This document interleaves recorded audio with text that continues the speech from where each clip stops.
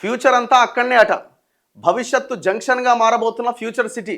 Bullet రైలు terminals ఏర్పాటట. Bandar పోర్టుకు greenfield express way, ఎయిర్పోర్టుకు అనుసంధానంగా metro, వీటన్నిటికీ సమీపంలో భారీ మాల్స్ అట. మహానగరంపై ఒత్తిడి తగ్గించేందుకట. మీ బొంద ఎంత భూముల వ్యవహారం ఇది. భూముల పందేరం అంటారు కదా, అది ఆడ జరుగుతున్నది. ఫ్యూచర్ సిటీ మొత్తంలో జరుగుతున్నది. అమాయకులైన ఎస్సీ ఎస్టీ బీసీల భూములు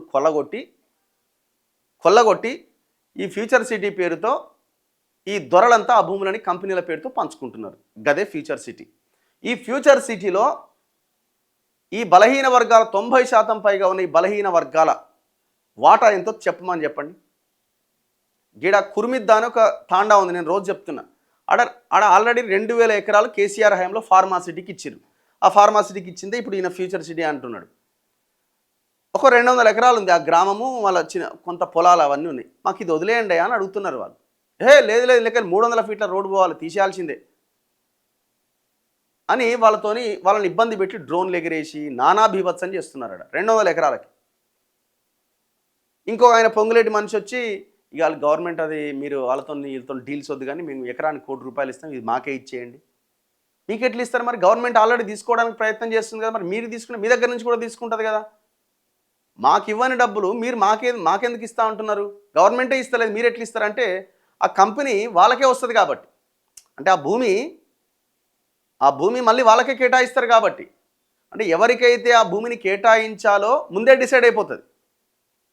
ఈ ఫ్యూచర్ సిటీ అన్నది పూర్తిగా పేదల భూములు కొల్లగొట్టి ఆ పేదల భూముల్లో ఈ దొరలు మొత్తం కంపెనీల పేరుతో పంచుకోవడమే ఫ్యూచర్ సిటీ.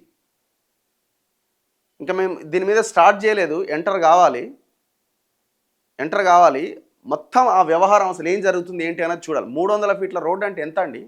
ఇమాజిన్, అంత పెద్ద రోడ్డు ఏం అవసరం?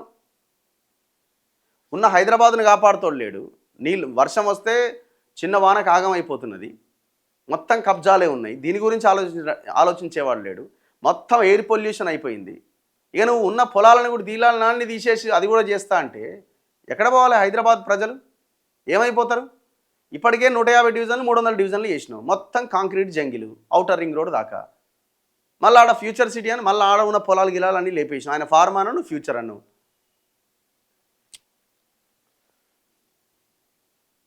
మహానగరంపై ఒత్తిడి తగ్గించడానికి కాదు, మరింత పెరుగుతుంది. మహానగరం పైన ఒత్తిడి తగ్గించరు, మరింత పెరుగుతుంది.